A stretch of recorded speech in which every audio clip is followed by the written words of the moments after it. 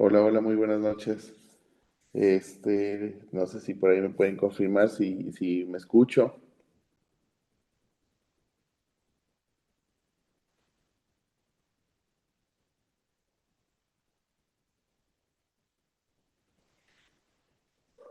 Sí, doctor, sí se escucha súper bien.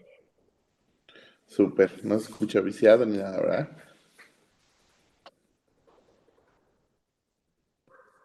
Vale.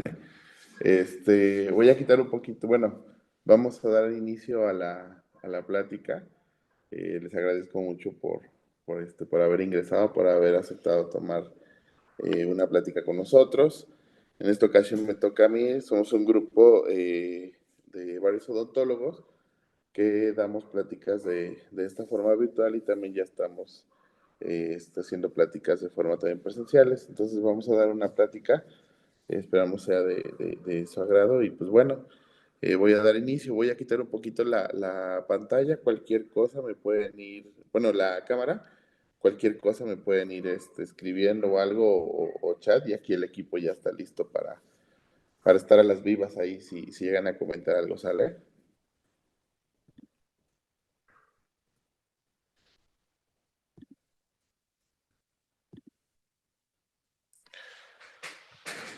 Vale.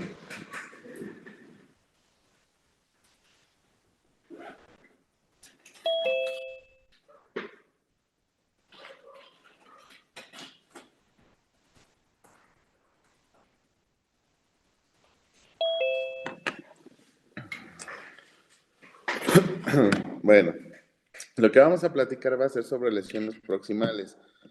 La verdad es que pareciera no ser un tema muy complicado, pero la verdad es que también yo creo que todos hemos tenido en algún momento alguna complicación con alguna lesión proximal. Sobre todo cuando es la profundidad, ¿no? ¿Qué tipo de material es el que vamos a elegir? ¿Cuáles son los resultados que queremos al final? Eh, También la etiología de la lesión, qué tan cerca estamos de zonas vitales, etcétera. Son una infinidad de cosas. Entonces, en esta plática lo que estamos o lo que queremos es poder resolver todas esas dudas que a lo mejor podemos llegar a tener al momento de rehabilitar una lesión de este tipo. Entonces, vamos a dar, ahí está. Bueno, entonces nos vamos desde lo básico. ¿Qué va a ser una lesión interproximal o una caries interproximal? Va a ser una lesión que se va a encontrar en alguna cara proximal de nuestros dientes, ya sea mesial o sea distal sobre esa superficie. Recordemos que son superficies lisas. Entonces, la mayoría de estas lesiones son creadas más por apiñamientos, por alguna traba de algún alimento que se empieza a generar alguna lesión o por falta de higiene. Entonces, esa etiología, pues la verdad es como todo la caries es multifactorial. Entonces vamos a ir desde, nos llega un paciente con ese tipo de lesiones. Tenemos que empezar primero a buscar la forma con que lo vamos a fresar. Entonces tenemos diferentes kits que salen en el mercado, ¿no? Pero pues aquí, por ejemplo, utilizamos un kit donde hacemos primero corte con fresas de carburo, luego alisamos paredes con fresas de diamante y todo con alta irrigación y fresas que sean totalmente nuevas. ¿Por qué? Porque así no puedo generar calor friccional y una lesión interproximal está mucho más cerca a la parte vital del diente que una lesión que fuese oclusal o hasta incisal. Luego de hacer obviamente ya el retiro de la caries o de la lesión, pues ahora hay que empezar a verificar cómo voy a hacer yo mi planeación. ¿Cómo voy a empezar primero? Primero me voy a ir a tratar la lesión proximal o me voy a ir a tratar a la parte oclusal. La verdad es que yo creo que todos o la mayoría iniciamos por interproximal, pero me ha tocado en algunas otras pláticas y ya lo tengo que comentar así, porque hay otros odontólogos que lo han ejecutado o que inician desde la parte oclusal y luego interproximal. A mí se me haría un poquito complicado, pero bueno, cada quien dicen que cada quien tiene su forma de trabajo. Entonces hay que ver, por ejemplo, en lesiones interproximales, pues ver el tipo de cuña o el tipo de banda o el tipo de matriz que vayamos a colocar, si sea una matriz preformada o una matriz de estas de banda, que lo colocamos con un portamatriz y hacemos la retracción de todo. Luego, ¿con qué lo vamos a restaurar? ¿Qué tan profunda está la lesión? Tenemos, por ejemplo, usos de ionómeros, tenemos usos de bases, de protectores pulpares también. Tenemos también ahí, por ejemplo, me faltaría colocar el Teracal PT, que es autopolimerizable y que no necesita lámpara y que también nos puede servir para colocación cuando haya comunicación pulpar. Tenemos el Biodentin, también está el MTA, que son materiales que aparte de que sirven para hacer el sellado de comunicación directa, también nos van a hacer como si fuera una imitación de nuestra de estructura dentinaria, ¿no? Entonces nos dan dos elementos que nos pueden ayudar. Después de hacer un sellado, pulpar a una protección pulpar, pues ahora sí nos vamos. ¿Cómo vamos a hacer el grabado? Si va a ser un grabado total, si va a ser selectivo, qué tipo de adhesivo vamos a utilizar. Y por último, cómo vamos a ir colocando nuestra restauración o nuestro material, perdón, restaurante, que es en este caso, pues sería con, a lo mejor con una resina. Y hasta dónde podemos ver que puede ser una resina y hasta dónde podríamos decidir que fuese a lo mejor algo indirecto, ¿no? Una incrustación podría ser, o cualquier restauración que sea adhesiva. Y pues para obtener un resultado final, como es en este caso, ¿no? Que ya tenemos ahí el resultado final, desde cómo nos llegó el paciente hasta terminar al 100%. Entonces, ahí, por ejemplo, esa es mi primera pregunta que llego a realizar. Ahí sí lo pueden comentar en el chat sin ningún problema, si quieren activar su micrófono, o si no quieren responder tampoco hay ningún problema. Pero ahí, por ejemplo, ¿qué es lo que estamos viendo ahí en pantalla?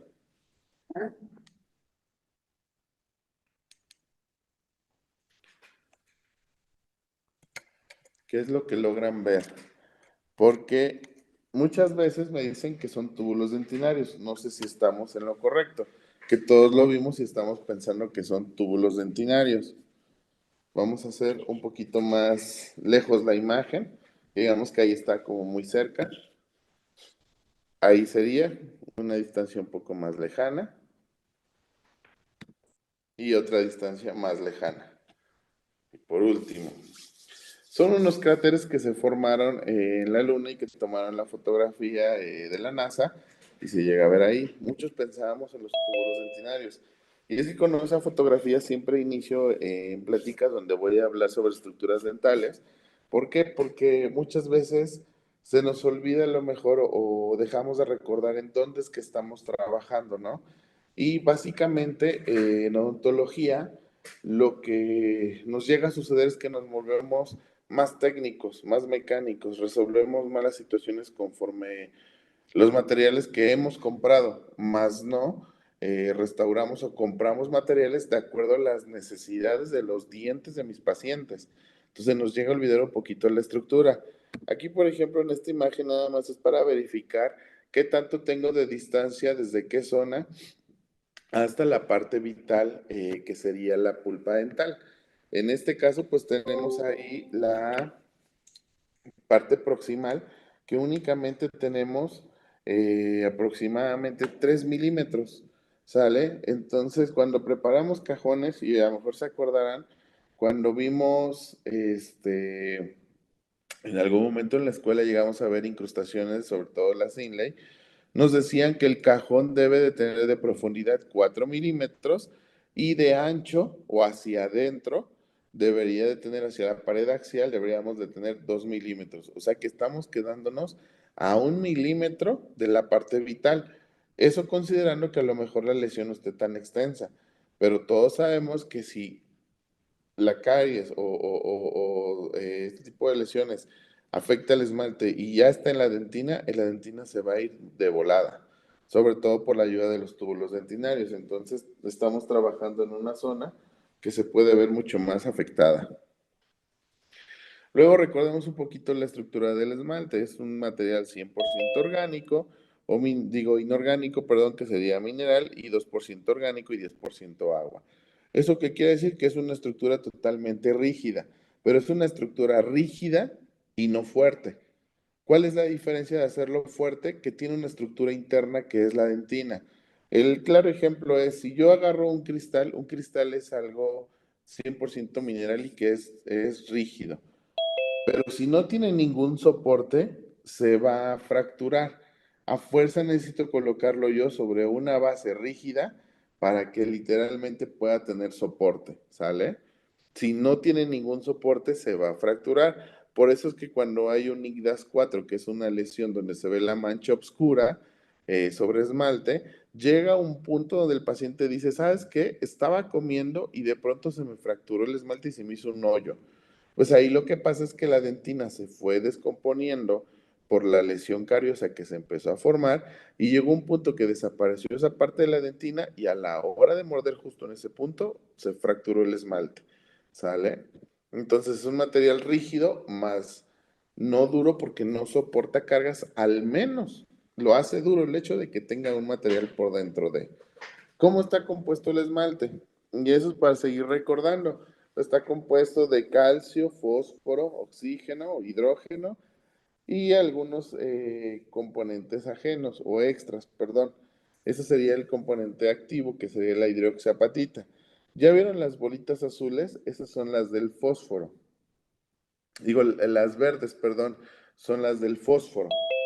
¿Sale? ¿Qué va a pasar con el ácido ortofosfórico? Lo que hace el ácido ortofosfórico es eliminar esas partículas de fósforo para que ahí se puedan agregar partículas de nuestros adhesivos, que también van a ser partículas de oxígeno. Entonces lo que estamos haciendo es los famosos enlaces covalentes para que haya una adhesión entre mi estructura del esmalte y mi adhesivo. Por eso es que tengo yo una mayor fuerza de adhesión a nivel de esmalte que a nivel de la dentina. ¿Por qué? Porque en la dentina no tengo tanta hidroxiapatita como para que el esmalte pueda hacer enlaces covalentes. Sin embargo, tengo otros elementos para aumentar mi fuerza de adhesión, los cuales vamos a seguir viendo más adelante. En cuanto a la pulpa, pues hay que recordar, digo, la pulpa de la dentina, perdón, hay que recordar que tenemos tres tipos de dentina. Tenemos una dentina primaria, que es la que se une con el esmalte y es la primera que se desarrolla cuando empieza a formarse el diente. Luego tenemos una dentina secundaria que se empieza a formar desde que empieza a salir el germen hasta que erupciona el diente por completo. Y por último tenemos una dentina terciaria, que esa se va a estar formando toda la vida. Por eso es cuando vemos a pacientes adultos, el diente se ve mucho más amarillento, porque tenemos mayor cantidad de dentina y acuérdense que la dentina es lo que hace que le dé el tono 100% o el tono real al diente, ¿vale? Entonces, por eso es que en pacientes adultos se ve mucho más amarillentos los dientes. Y pues también recordemos que la dentina terciaria va a ser una dentina siempre de reparación. ¿Por qué? Tenemos estos amiguitos que nos van a estar ayudando todo el tiempo, que son los odontoblastos. Estos odontoblastos se van a encontrar en toda la periferia de la dentina, dentro de la pulpa, donde su núcleo va a estar por fuera y sus ramificaciones van a estar por dentro de los túbulos dentinarios. Entonces, a la primera ocasión que llegan a sentir sensibilidad, eh, esos túbulos o esas ramificaciones, en ese momento el odontoblasto se va a estimular y va a empezar a emitir mayores agentes para que se empiece a formar una dentina más mineralizada, con mayor cantidad de hidroxiapatita que va a formar una barrera para que ya no siga progresando una lesión, para proteger totalmente a la pulpa. También recordemos en la dentina, no sé por qué, pero desafortunadamente la naturaleza se le ocurrió decir que los túbulos dentinarios más delgados o el orificio más delgado se encuentre en oclusal y más amplios se encuentren hacia la pulpa. Eh, entonces, por eso es que cuando estamos mucho más cerca hay mayor riesgo de desecación de los túbulos, que aumente yo la permeabilidad con un ácido, que se pase por ahí el adhesivo y me irrite a la pulpa, vaya, cantidad de factores que pueden llegar a ocurrir. Entonces, una lesión también que llega avanzando, que está más cerca de pulpa, pues va a llegar mucho más rápido, ¿no? Que si estuviera nada más en oclusal. Entonces, muchas veces ocupamos ácido ortofosfórico que aumenta la permeabilidad y ese aumento de la permeabilidad lo que va a generar va a hacer que yo tenga sensibilidad posoperatoria.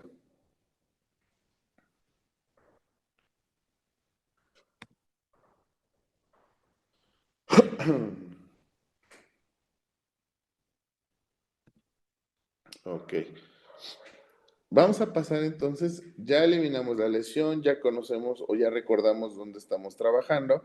Ahora vamos a empezar con un protocolo de obturación. El primero sería hacer una desinfección. En la desinfección, ¿qué es lo que vamos a necesitar? Yo lo que necesito en la desinfección es eliminar todas las bacterias que se encuentren dentro de dentina o dentro de esmalte o dentro literalmente de la cavidad donde voy a estar trabajando. Muchos utilizan todavía el alcohol. El alcohol es un muy buen desinfectante, pero también es un muy buen evaporador de agua. Si yo coloco alcohol dentro de la cavidad, lo que va a hacer es botar o evaporar toda esa agua que se encuentre en los túbulos dentinarios y esos túbulos van a quedar vacíos. Si están vacíos esos túbulos dentinarios, va a haber un problema. El problema va a ser que se van a llenar de aire y ese efecto de que se llenen de aire puede generar sensibilidad posoperatoria por un famoso efecto que se llama hidrodinamia, que es un efecto donde la pulpa se siente o ejercen presión dentro del túbulo dentinario por medio de aire, ¿sale? Entonces, por eso los pacientitos, después de que mordemos o después de que muerde el paciente, se le hicimos la restauración y muerde el paciente y dice, ah, me duele cada que muerdo, puede ser a causa de esto. ¿Por qué? Porque dejamos un túbulo dentinario vacío y se llenó de aire. Eso puede ser por el agente desinfectante si es que utilizamos alcohol y si no, utilizamos alcohol, puede ser por un ácido que aumentamos la permeabilidad del túbulo dentinario y por ende se vació del agua. Otro desinfectante más usado es la clorexidina. La clorexidina es muy bueno porque hasta disemina o ayuda a neutralizar las metaloproteínas, que son proteínas que siguen destruyendo toda la colágena de mi dentina. Entonces es un caray, es uno de los mejores desinfectantes. Desventajas de este desinfectante. Ah, otra ventaja, antes de que me vaya lo malo, otra ventaja es que neutraliza también el ácido ortofosfórico. Entonces le dices, ¿sabes qué, amiguito? Aquí ya no. Aquí ya no puedes seguir trabajando, ya no vas a seguir aumentando la permeabilidad de los túbulos, hasta ahí te quedas. Desventaja de la clorexidina que daña las células polimorfonucleares. Esas células polimorfonucleares son las que se van a encontrar en el torrente sanguíneo. ¿Qué va a pasar con esas? Las necrosa. Bueno, no necrosa las células, sino necrosa la membrana y por ende existe un análisis de las mismas células. Entonces, si yo estoy trabajando muy cerca de la pulpa y tengo estas células por ahí, lo recomendable es no utilizar clorexidina. ¿Por qué? Porque puedo generar que haya una muerte pulpar en la zona. Entonces, tengo que optar por otro tipo de desinfectantes. Y es sorprendente, ¿no? Porque la clorexidina sí es muy buena, pero el hecho de que haya una comunicación o una posible comunicación o una cercanía donde tengo túbulos amplios y donde van a llegar directo a la pulpa, lo mejor sería pues no utilizar ese tipo de desinfectantes cuando es muy profunda la lesión. Entonces, en esos casos, puedo llegar a utilizar el hipoclorito de sodio. Curioso, ¿no? Porque el hipoclorito de sodio en endodoncia lo utilizan para ya terminar de eliminar todo lo que se pueda eliminar dentro de ese conducto hasta degradar la colágena. Aquí lo que hay que ver es el porcentaje y cuánto tiempo es que yo lo voy a colocar. Nosotros lo vamos a colocar cuando vamos a hacer una rehabilitación por una obturación, una restauración en una cavidad. No vamos a ocupar nada más de 15 a 30 segundos dependiendo del porcentaje. ¿Y esto qué nos va a ayudar? Nos va a ayudar a desinfectar, a aumentar los fluidos o el líquido o el agua dentro de los túbulos. Y también lo que nos va a ayudar es a dejar la colágena de mi dentina lista para poder recibir un proceso de adhesión. Ahorita lo vamos a ver en qué momento. Entonces, una de las ventajas de este del hipoclorito es que yo tengo mayor relación con los adhesivos que son a base de agua o a base de agua y cetona, porque tenemos que ver también el vehículo del adhesivo que vamos a utilizar. Entonces, como aumenta el agua dentro de los túbulos, ya no tengo yo que utilizar adhesivos a base de pura agua, sino que necesito de cetona. Si yo ya tengo agua y aumento más agua con un solvente de agua de un adhesivo, pues puedo disminuir la posibilidad de penetración dentro de los túbulos dentinarios. Por eso es que adhesivos a base de agua no son recomendables cuando voy a utilizar el hipoclorito de sodio, sino que en este caso tendría que utilizar adhesivos que son a base de cetona y agua o a base de únicamente cetona, pero tendría que utilizar también adhesivos que sean de autograbado, que serían adhesivos a partir de la sexta generación, que son adhesivos que son autograbantes. ¿Sale? ¿Por qué? Porque estos adhesivos autogravantes solitos van a buscar la forma de penetrar dentro de los túbulos dentinarios, aumentando la permeabilidad, se penetran en los túbulos dentinarios y sellan justo en ese momento. Si yo coloco clorexidina cuando estoy utilizando este tipo de adhesivos, yo solito voy a inhibir que la parte grabante del adhesivo llegue a trabajar. Entonces, por eso no puedo utilizar clorexidina cuando voy a utilizar adhesivos autogravantes. En este caso, tendría que utilizar, si utilizo clorexidina, adhesivos que no sean autogravantes, como tendría que ser el de quinta y cuarta generación, ¿sale? Que es donde voy a utilizar ácido grabador. Otra ventaja del hipoclorito, les decía, que se diluye muy bien, entonces penetra bien en los túbulos dentinarios y elimina todos los agentes que se encuentren dentro de ese túbulo dentinario también. O sea que no quedaría ninguna bacteria en ningún túbulo, pero como está, es un líquido que lo colocamos a base de agua, pues tenemos la ventaja de que quedan totalmente hidratados los túbulos. Aparte que después de utilizar el hipoclorito de sodio, se recomienda utilizar también solución fisiológica o agua inyectable 30 segundos. Si se colocó el hipoclorito 30 segundos, agua inyectable otros 30 segundos para que sea la misma cantidad de tiempo en la que yo me tarde en estar limpiando la cavidad o quitando restos del mismo hipoclorito. Pero como es agua, estoy aumentando la humectabilidad de los mismos túbulos dentinarios. Ahí, por ejemplo, en el 2020 salió un artículo donde, no sé si recuerden que por esos años llegó a salir el hipoclorito en gel. Ese hipoclorito en gel salió al 10% y hicieron un estudio donde se dieron cuenta que si utilizas tú el hipoclorito de sodio, el 10% en gel, durante unos 30 segundos dentro de la cavidad, te va a dar los mismos resultados como si estuvieras utilizando el ácido ortofosfórico por unos 15 segundos. Entonces, si me va a hacer lo mismo que el ácido ortofosfórico, pero con las ventajas de que el hipoclorito de sodio me va a aumentar la mactabilidad de los túbulos, o de la dentina, mejor dicho, va a desinfectar. Y aparte me va a dejar lista la colágena para recibir el adhesivo, pues entonces creo que tengo tres ventajas que pueden quedar sobre un ácido ortofosfórico y sin la necesidad o sin la desventaja de que el ácido ortofosfórico llega a tener, puede llegar a desecar los mismos túbulos dentinarios.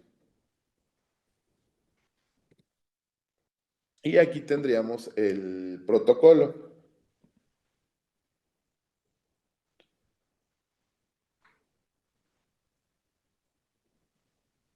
Me comentan aquí los del equipo, ¿les está fallando a todos el audio? ¿O nada más a la doctora?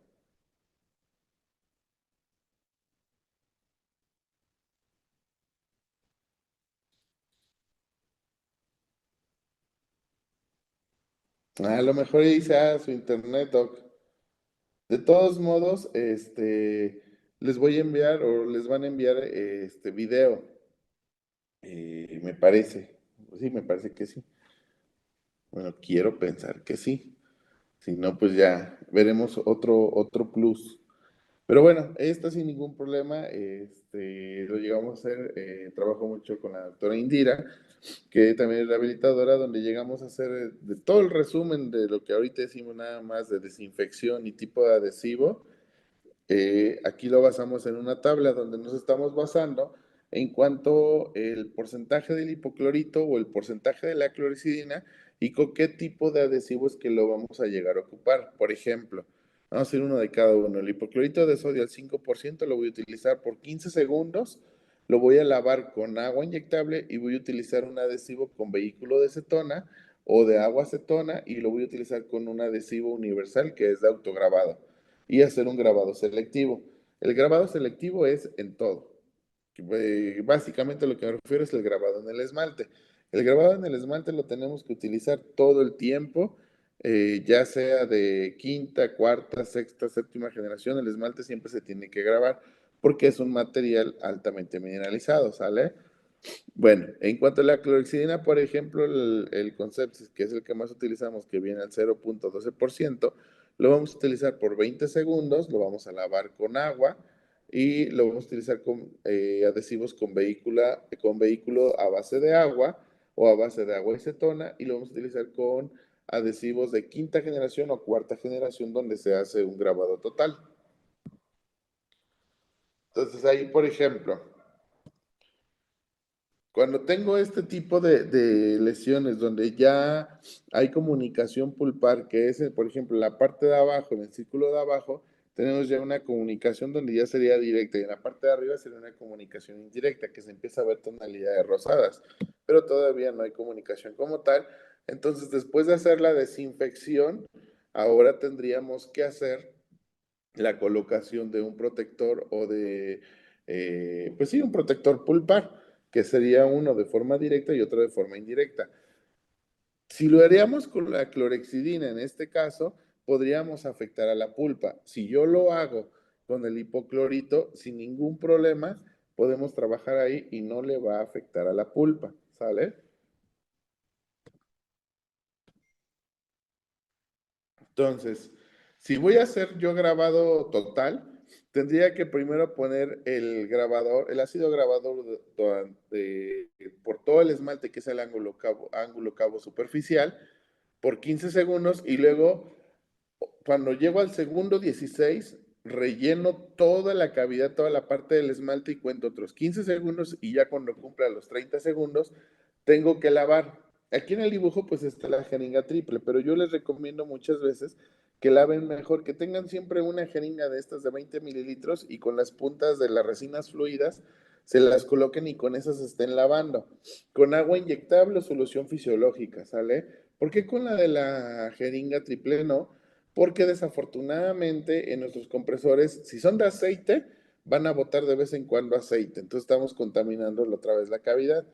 Pero, y si son de agua, siempre el agua se llega a condensar y es un agua que ya no es pura, que ya viene contaminada. Y hay veces que nuestras tuberías, si no las hemos limpiado adecuado mensualmente, pues pueden llegar a tener ligeramente hongo. Entonces yo recomiendo mejor siempre utilizar una jeringa de 20 mililitros que esté cargada con agua inyectable o solución fisiológica y lavarlo ahí por unos 30 segundos. Entonces el ácido ortofosfórico. Después de eso, yo lo seco con torundas con torundas con papel filtro. Con torundas de algodón, ¿por qué no? Porque se quedan los pelitos. Con la jeringa triple con el aire tampoco, porque si no ese aire puede afectar a mi colágeno. Ahorita lo vamos a ver más adelante en qué aspecto. Entonces yo lo que sugiero es cortar papel filtro de las cafeteras, hacerlo cuadritos, lo metemos a esterilizar, sacamos unos papelitos cuando vayamos a trabajar y esos papelitos son los que vamos a utilizar, justo ponerlos dentro de la cavidad como si fuera el papel filtro, digo las puntas de papel que utilizamos para endodoncia o que se utilizan para endodoncia, que lo colocan y se absorbe el agua. Ahí lo que podemos hacer es, ¿cómo se llama? Ir poniendo el papel absorbe el agua, lo sacamos. Así lo vamos a ir poniendo sin necesidad de tallar las paredes, sin necesidad de hacer otra cosa, solamente poner el papel que absorbe y ya. Lo que yo quiero hacer es quitar excesos de humedad, más no dejar seco el diente, ¿sale? Yo lo que quiero es que esté una dentina que esté húmeda para que reciba muy bien a mi adhesivo. Si yo hago grabado selectivo, entonces le voy a poner todo el borde cabo superficial, lo coloco en esa parte del esmalte y no dejo que se caiga, ¿sale? Y ahí lo voy a dejar por unos 30 segundos. ¿Por qué dura más tiempo en el esmalte? Porque verdaderamente no le va a hacer ningún daño al esmalte. Únicamente es romper esos iones de fosfato que se encuentran, de fósforo, perdón, que se encuentran dentro de mi hidroxiapatita para poder hacer esas porosidades y se pueda colocar por ahí algún material.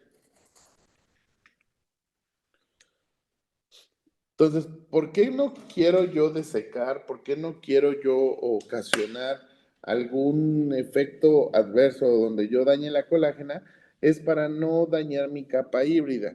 Mi capa híbrida va a ser la parte más importante en la adhesión, en la zona de la dentina, ¿sale? Mi capa híbrida va a ser la unión que voy a tener yo entre mi dentina y entre mi adhesivo. Entonces, si yo daño esas fibrillas de colágeno, corro el riesgo de que no haya una buena traba o no se atore muy bien o no se adhiera muy bien mi adhesivo con la estructura de la dentina.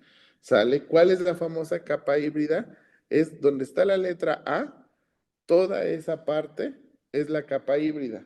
¿Sale? Vean cómo se ve en un solo bloque. A ver si alcanzo. Acá está.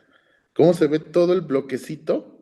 Mucho más condensado, sale mucho más lleno, mucho más cerrado. Y en la parte de arriba tenemos un composite. Vean cómo se ven las estructuras de la resina. O sea, literalmente se ven hasta huequillos, superficies o ligeras porosidades, pero aquí se ve todo súper más unificado. ¿Por qué? Porque es un entrelazamiento entre mi adhesivo y mi colágena de la dentina, perdón. Y todo lo demás que se encuentra hacia adentro es la cantidad que penetró del adhesivo dentro de los túbulos dentinarios. A eso se le llama el famoso tag de resina dentro de los túbulos. Entonces, con esto damos por entendido que mi adhesivo no se está pegando con la dentina, sino que mi adhesivo penetra y se entrelaza con la dentina, que entonces genera una traba o una micro retención dentro de la estructura de la dentina y por ende es que tenemos una fuerza de adhesión.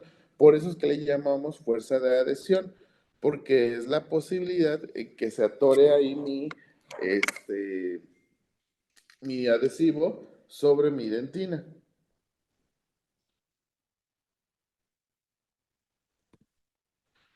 Vale, entonces miren, si hacemos un corte todavía más profundo, vean cómo se alcanza a ver toda la unión o todo ese entrelazamiento entre mi adhesivo y mi dentina. Y vean toda la parte de la resina, cómo se ven ligeras porosidades. Entonces, esta es la parte más importante en mi adhesión. Por eso la debo yo de cuidar.